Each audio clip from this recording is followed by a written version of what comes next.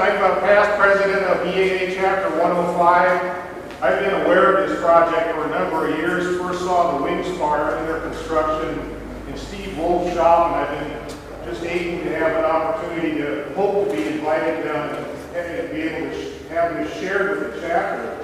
I'd like to introduce everybody to Jim Wright. Jim's the owner, and this has been his dream, and he's making it a reality. And he's going to tell us about the aircraft and some of its history and share that experience with us. And I also understand that one of the chief engineers is here today. He's going to be here in about 15 minutes. And he's going to speak a little later at 1 o'clock. At 1 o'clock. We're going to roll the airplane out for photos. Yeah. Oh, great. And I'd like everyone to sign the guest book over here before they leave. There's a guest book right next to the model of the H-1. So if everyone could do that before they leave, we'd appreciate it. And Jim? I'll tell you guys a little bit about the H-1. They started designing the airplane in 1933. At that time, the speed record was held by Jimmy Doolittle in a GB racer. Howard Hughes had been flying for about 6 years at that point, and he held quite a few speed records in other people's airplanes. He modified a Boeing 100 and held quite a few records with that. He finally, in January of '33, decided that if he was going to go any further, he was going to have to design the airplane himself and start from scratch. The reason it's called H-1 is it's the first aircraft that Hughes Aviation built. This is serial number 1. The original right now is in the Smithsonian. It's been there since 1971. Hughes gathered together a team of engineers. John will be here in a little bit, was one of the team. And 8 engineers, a total of 18 people. And they started with a clean sheet of paper and tried to build the best airplane possible. And at this time, when they were doing that, biplanes with fixed gear, open cockpit was frontline fighters. And the concept was not to build an airplane that was just a sprinter like the GB. It was to build a practical airplane. And the airplane has split flaps, drooped ailerons, fire suppression systems. It had 3-axis autopilots, fireproof windshield, lots of systems, and there was lots of firsts. It's the first airplane with hydraulically retracted landing gear. It's the first airplane where they realized that the leading edge of the wing was the best place for the air intake for the engine, the highest pressure. They started out their journey by doing extensive wind tunnel testing, and that was kind of a first because most of the racers at that time just kind of happened.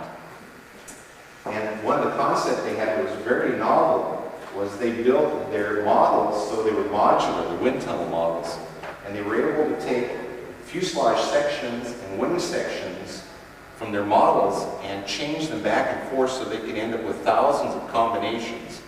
And they did that in the Guggenheim wind tunnel. And they were able to get the drag down to 2.2 square feet, which is an absolutely incredible number. To give you a perspective, a P-51 has 4.6 to 4.8, depending on the model. So they got the drag, they knew they had to get the drag low. And one of the things they had to do is get an engine that was very small, but put out quite a bit of horsepower. And this engine is a very unusual engine. It's a 14-cylinder Pratt & Whitney. It's got a gearbox so it can turn up to 3,000 RPM, engine RPM. And Pratt & Whitney's specs, their testing specs, said that they could get 1,000 horsepower at 2,500 RPM, although the engine was only rated officially for 700 horsepower. The airplane was successfully landed on the Riverside Golf Course by Howard Hughes, where he played the golf course with Katharine Hepburn. It was kind of a publicity stunt. He held the world speed record with it, and LA, New York nonstop. And the speed record stayed for 3 years, and was beat by Messerschmitt 109. The LA-New York record was stood for 10 years and was beat by a modified P-51, Paul Mantz flying it. A stock P-51 could not beat it. What Paul Mantz did was he filled the wing with putty so they could fill the full wing of the P-51 with fuel. The problem with P-51, because it has twice as much drag, you've got to carry twice as much fuel. And in order to carry that internally, that was a real challenge. Hughes took off in January of 1935 on his LA-New York trip, 2 in the morning, bad weather. He says he had to oxygen failure an hour out, so instead of running at the 21,000 feet where the airplane was designed to run, he had to run at 14,000. So he had to pull the power back to 48% to make it. So we believe he gave up about 80 miles an hour in speed by having to do that. But the record still stuck, and he didn't go back and retest that record. This is something we wanted to do for years. There's never been a replica built of the Hughes racer, and most people really don't know what Howard Hughes and his design team accomplished so long ago. This was, when they started designing it, it was 30 years after the Wright brothers. And this really foretold what airplanes were going to look like during World War II. And it was a fabulous job they did on it. Any questions? What's your objective for the record? Well, if Howard wasn't fibbing, and he may have been sandbagging, he may have been able to stay at altitude, and maybe that was just a story. But if he did have to drop altitude, then the LA to New York record might be able to be gotten back by the racer. Maybe. The other thing, they didn't know what winds aloft were at that time. And when Paul Mantz took it away from him, they did know winds aloft. And Paul had that advantage against Hughes. Any other questions? Was this first airplane to use flush riveting? No. We found out from the engineer that worked the project. They saw an article in an aeronautical journal at the time, and Heinkel in Germany said they were going to try flush rivet. And the engineers got together and they made a decision, and John was involved in that decision. They were going to try to make flush rivets. And what we found out was that they did flush rivet the airplane. Hughes looked at the flush riveting and was not happy with it, and a majority of it had to be drilled back out and redone a second time. The story in books says it was round head rivets initially, but it wasn't. It was, they just had to do a better job of doing the flush rivet. So to answer your question, I think it was probably the first flying airplane that had it, but they actually got the idea from Heinkel.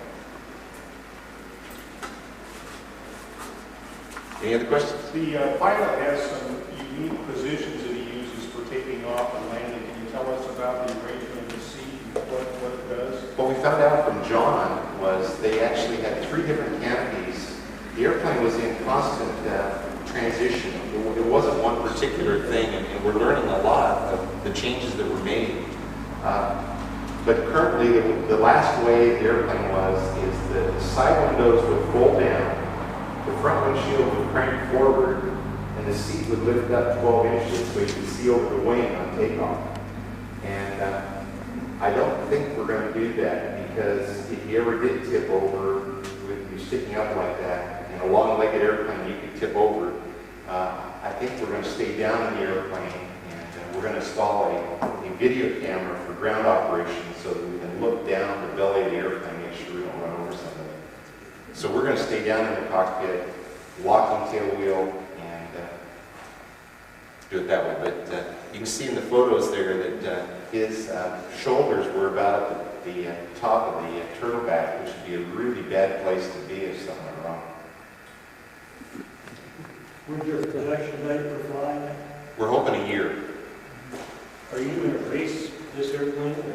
Well, it wouldn't compete against a racer like a Reno racer because they're spinning those engines pretty hard and they're making lots of horsepower. This engine is a museum piece, and we don't want to blow the top end out of it or something. So on LA, New York, we think probably usually would tolerate that because you're going to be at a more reasonable power setting, not stressing the engine too often. Tell the story on the propeller. I mean, yeah, we're learning a lot along the way. We believe there was, when he got the speed record, he had a different cowl and a different propeller. We just realized that a few weeks ago, and in talking with the engineer, he confirmed that was the case. The first propeller was actually designed by Hamilton Standard. After the crash, then Hughes designed this propeller himself and had it built. And also they changed the cowl from a straight cowl into a NACA cowl. But that, what we did is we took the measurements off the original at the Smithsonian and then had the prop shop duplicate that. In order to get that way to paddle, they had to take the blades off of an albatross and cut them down because it's an unusually wide blade at that one spot. Have they discussed propeller harmonics, modified propeller? We talked to the people, and they made us sign a 2-page release, the propeller people, and our hope is that the propeller was treated the same way as all the other engineering that we run into on the airplane, and that it was engineered to a very high degree, and that's our hope. And I'm willing to accept that, because so far everything we've checked engineering-wise has been just superb. Has there been any empirical testing on the prop blade to verify their original manufacturing specs? We don't have that, no. Hughes was really secretive about information on the airplane. If you're around to listen to John, he literally himself searched the engineer and the crew every night before they left. He wanted no information out of that building. One of the things that John said is that he didn't even want anything written down by the engineer on paper. Everything that was done was on blueprint form and then was stored away, locked away. And he was developing technology, and he did not want that to be shared with anybody else. He told the lead engineer that the lead engineer was lamenting that the racer was not used more. And Howard said that this is like a sack lunch. And Howard said that he already ate the sandwiches. And he abandoned the airplane in Newark, left it there, and we found out about 2 years later, a sheriff showed up at Pratt & Whitney, and we talked to the fellow that the sheriff talked to, and they said they have this airplane sitting in the hangar and nobody's been paying rent on it. And they've got the serial number off the engine, and they wondered if they could find out whose airplane it was. And it was Howard Hughes' airplane. And so Pratt & Whitney paid the hangar rent and called Howard, and he sent Randolph Hearst's private pilot out to pick the airplane up, and he flew it back to California.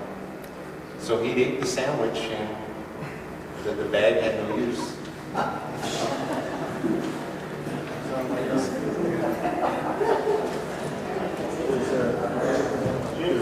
They modified to this wing, which is a 32-foot, and add more fuel.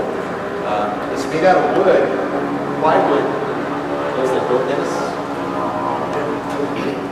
It's made out of plywood, and the reason for that is that you couldn't build a wing like that in production. The man hours are too high, but this is a racer, and they were trying to get the maximum performance, and you can get an absolutely smooth, crisp, accurate airfoil with the wood. It's up to a ½ inch thick plywood on the surface, and it's blocked out, so he was after the lowest possible drag, and the aluminum just wouldn't do it.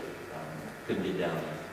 The fuselage is aluminum, but the skins are 70 thousandths thick, butt jointed, and then sanded smooth. And that works okay for a fuselage, but that's probably not a good way to go on a wing. So they went with wood. Does anybody know what happened to the blueprints that they stored away? Everybody knows where they're at, but when we try to track that down, we usually run into a dead end. We have had several fingers pointing at the EAA, hoarding them in Lakeland, Florida, but we're going to hope that's not true.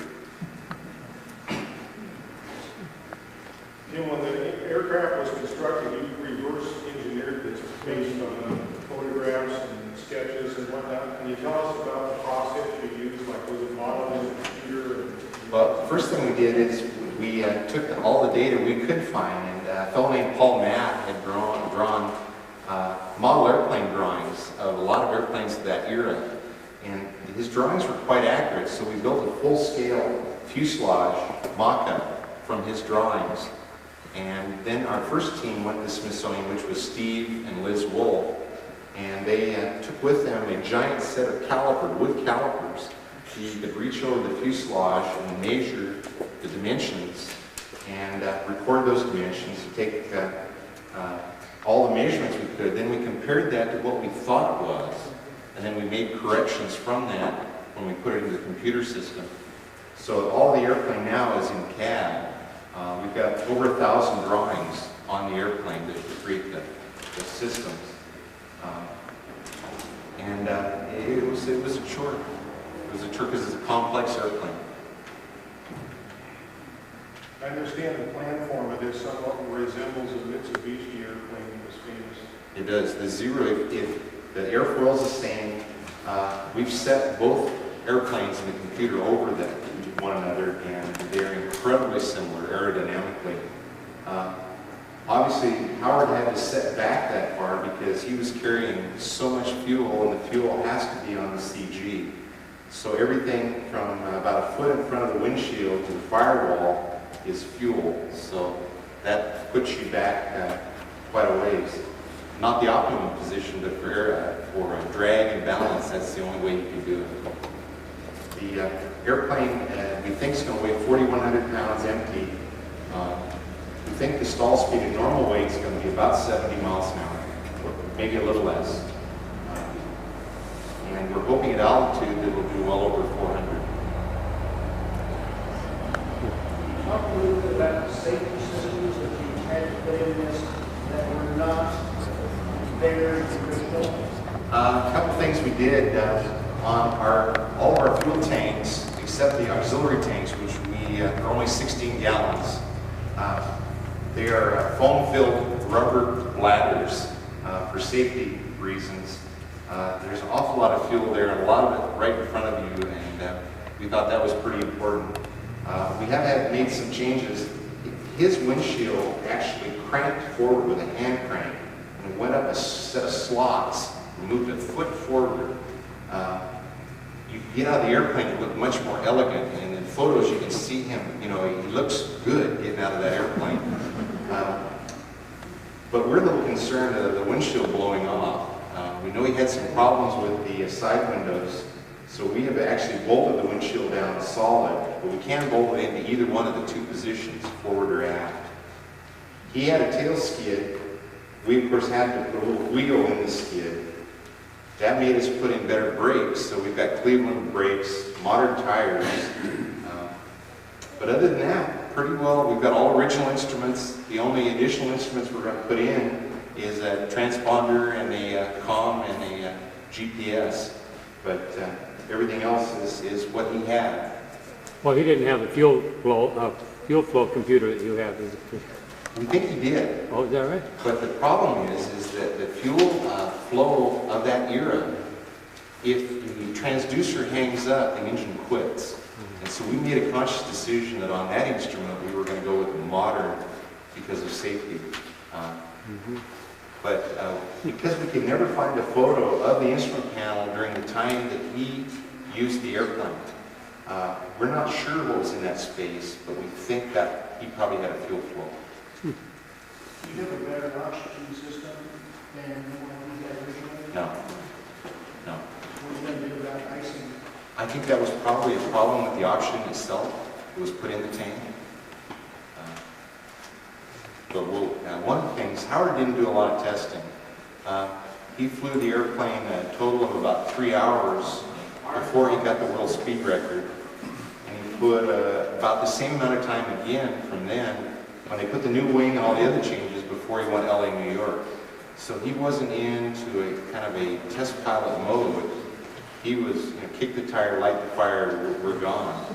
And I think we'll see if there's any oxygen problems well before we try to do anything.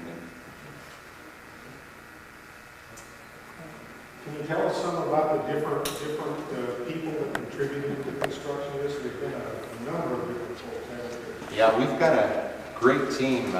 This is a hard job. We've had to learn a lot along the way, because there's a lot of really non-traditional construction methods. And Ron England over here in the corner, he's the project manager, and he's been here from day one on the project. Dave Payne has been working with us for a year and a half on it. Al has been working about the same on the project, a little bit more. Mike Mann's been on it for about 3 years, and I've done a lot of the riveting and a lot of the engineering. Then we've got our engineering team in our shop, Wright Machine Tool. Dennis Parker, he's done the engineering, he's out there. And then our subcontractors, Steve and Liz Wolf on the wing, Jim Yonkin on the cowl, Sam Thompson did the engine, Millard Marvin did the prop, Keystone Instruments did all the instrument rebuilds. There's a lot more anyways. It's taken a pretty big team to do it. The original airplane took between 42,000 and 60,000 hours to build. We're hoping to come in probably about 35,000 hours, 35,000. So it's a fairly big commitment. Or maybe we need to be committed. That's what Betty says sometimes. But I think it needs to fly again. I think people need to know what they were doing in 1933, or what could be done. What are your future plans for this? But we're hoping that we can maybe get the LA New York record back, or at least duplicate his flight. And then we're hoping to take the fly-ins and fly it. That's the goal. It's although there's quite a bit of effort and energy invested in it, I really think it needs to fly. I think it needs to be more like the GB than a museum piece. People really, I want to see it fly. Do you have the next project in mind yet? No. And if I did, I wouldn't say so around my wife.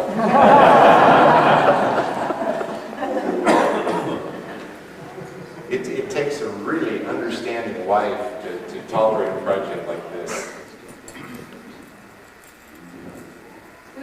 What happened that caused Howard to reveal the plans? You had to reveal the plans to keep secret, or what happened? No, I think he did. No, you can't. Did you have to tell? No, I don't think No? so. No. Really? No, Howard was pretty secretive, and John Newberry, John will say that he was a pretty, even at that time, a very, he's trying to be really kind, he's a very unusual person. That his strengths were, he was focused like a laser beam, he knew what he wanted, and he would do whatever it took to get it done. And he had a natural engineering ability, but he was not a very nice person to work with. Howard wasn't very fond of the government. Can you tell us a little bit of the story about the number on this aircraft and what went on there? Howard was very fearful that the airplane was going to be seized by the military, and the registration was changed from X to R, we thought, and at least that's what we had read, to keep that from happening. Although now we found out that that may have been required when he was doing his LA New York trip. So one of the things we've discovered about Howard Hughes is the things we know for sure technically on the airplane. About 80% of what was written about Howard Hughes is incorrect. And part of that is that he didn't want people to know what was going on. And so a lot of the people in the media would just keep making up stories. And He was a very secretive person, didn't want a lot of publicity. So there's a lot of stories, a lot of convoluted terms.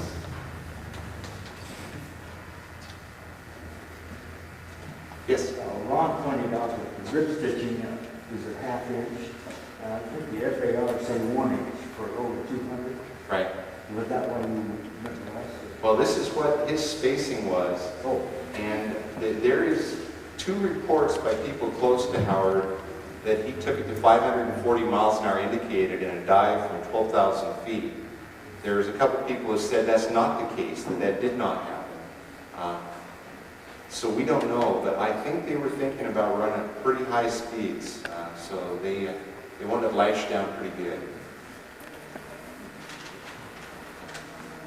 Okay, I think we'll go get John Newberry, and if you guys want to talk to him, he'll be around here until this afternoon.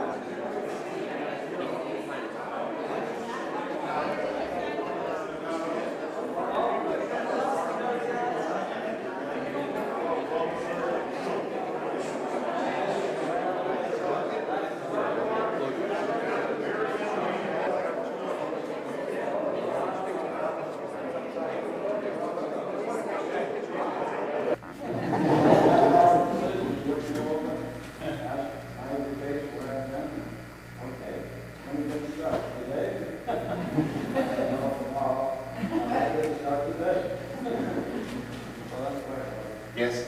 I was wondering, John, how you felt about the zero was copyright. Aerodynamically, do you think the Zero shared Not quite as good. I don't think it is. right? I think it's close, but not as good. Yeah, but this airplane is about 80 miles an hour faster than the Zero. Because, right. Well, you couldn't mass produce the way it was built. It's just too much labor. There's no way you could do it. And the material and expensive, the whole thing. Even that landing gear is something very special. The hydraulic plant, you know, all the things.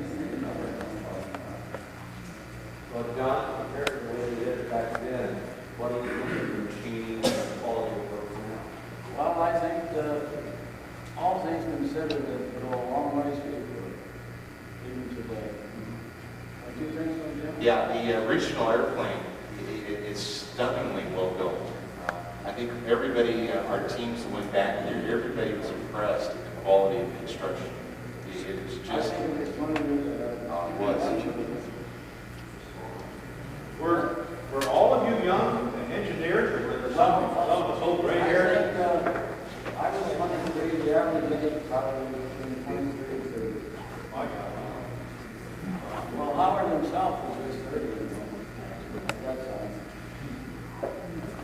There's a picture of Howard in my painting up there, the H-1 spaceship, and the wall there, you can see a picture of him in the wall there. So he was 30 years old. Physically big, John, was the shop that you guys were working in, say compared to this area? I would say technically it was about half this size. Really, that's small. But a lot of it was done with the land that was over there. Our actual engineering room was very small.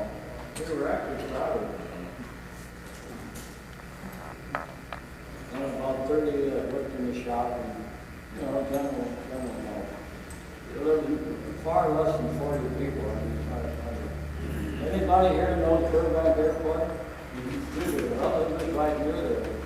He had his own little hangar, and you could see the Howard Hughes, the Burbank Airport right behind it. Really that close. Is the hangar still there?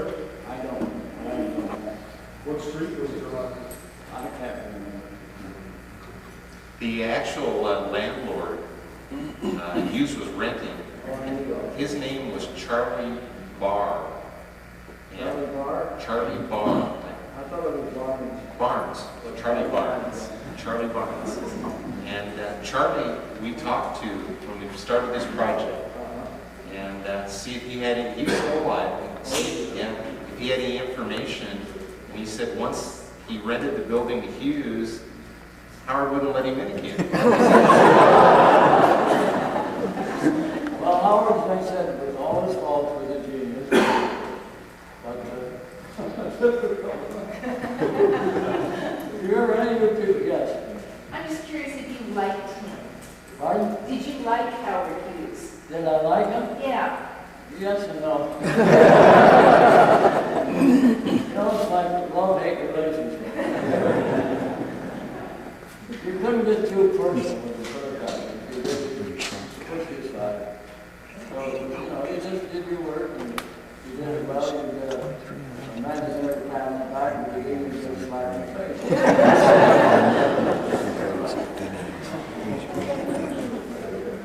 Any other questions? You got anyone?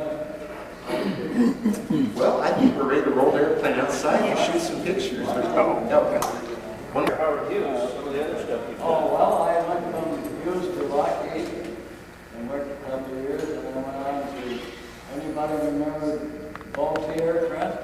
Yes. I worked for them and did the design of the plane there. And then I went on to Consolidated, I think, and built the flying boats and things like that. And then I went on to Norfolk during the war. I was there all through the war, working on the flying wings and other airplanes in the building. So I spent the entire war there from 40 to 45. John actually got a ride in one of the flying I wings. said, scary. Cooling was one of the Navy or Army had with a tilted wing. And it didn't improve the stability of it. You know, it was intended to improve it, but it didn't. So a straight flying wing, actually not straight. It was much fun. Well, we'll roll the thing on now.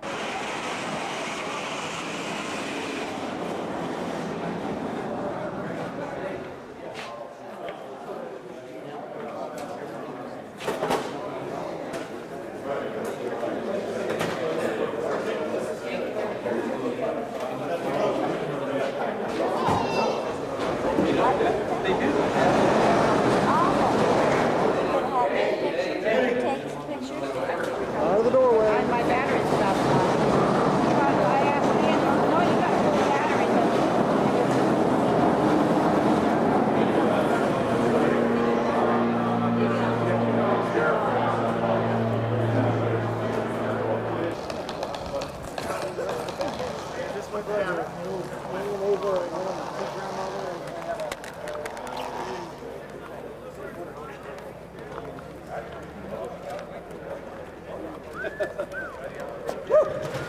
You're clear, Jim.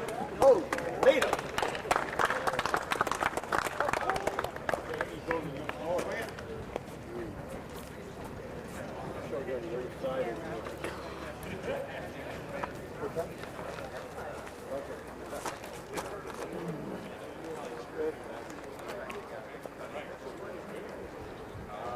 I don't know where he is. We were supposed to be broadcasting tonight.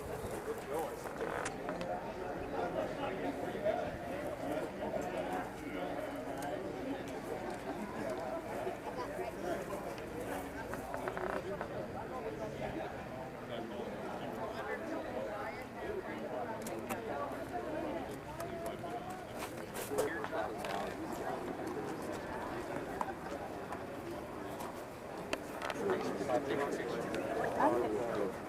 Does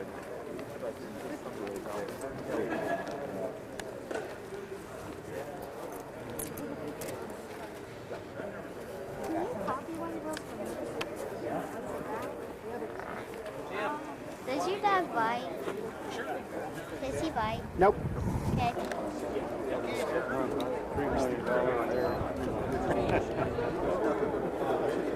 Hey guys, everybody else that worked on it.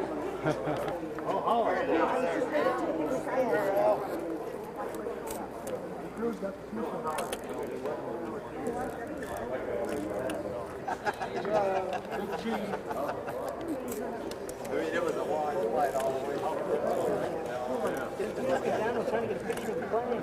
I got them all. We were there the night before, and he just accidentally was just getting the mark, and he accidentally.